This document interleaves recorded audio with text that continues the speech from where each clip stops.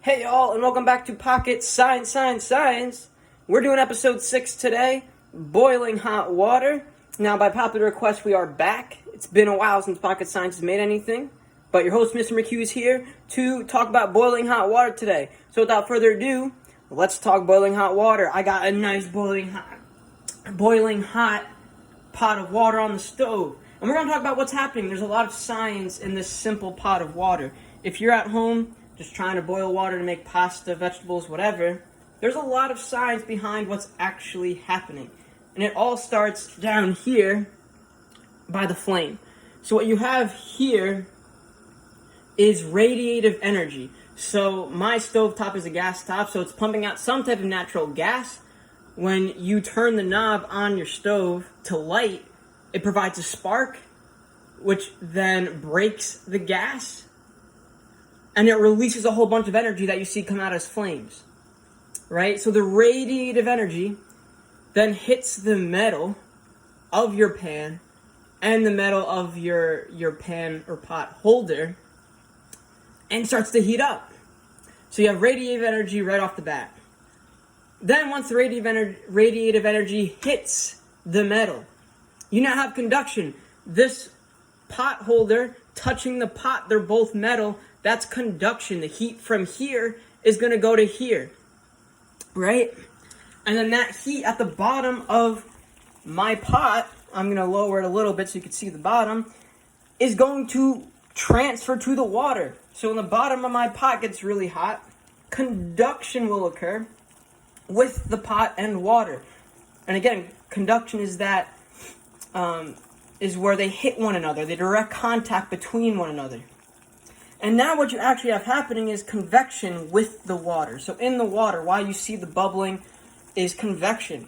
You have the hot water on the bottom rising, cooling off, and then sinking. Heating, rising, cooling, sinking, over and over again. And what happens to the water on the surface layers, you get evaporation. So you can actually see the evaporation if you put a lid on it.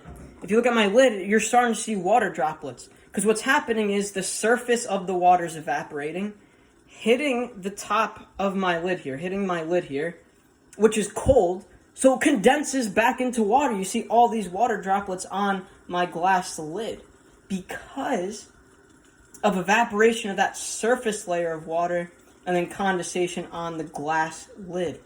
So if you take that off, you can see the boiling hot water. And an interesting fact about boiling water is steam is more dangerous than boiling water. If I was to spill this boiling water on myself, it would hurt. It would definitely hurt. But what would hurt more is if I lifted this up and got hit with a bunch of steam.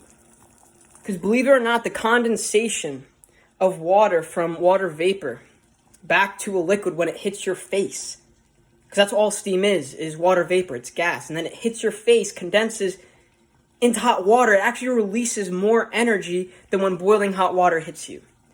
So actually a steam burn is worse than a boiling water burn, which I suppose steam is caused by boiling water, but nonetheless, be careful with steam. Never put your face above this, because steam, if it hits your face, you can get serious burns. But as I've talked about in this video today, there are 3 types of energy transfer that we already talked about this year, present when you just boil a simple pot of water or any liquid.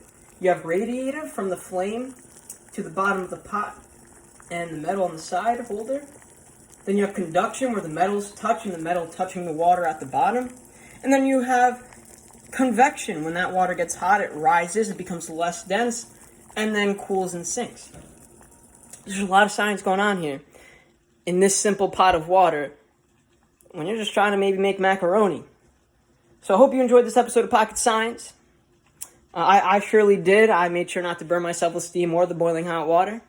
And I'll try to come out with the 7th episode soon. I know there's quite a few of you who have asked me to make more, so I'll try to keep up with it more regularly. And take care.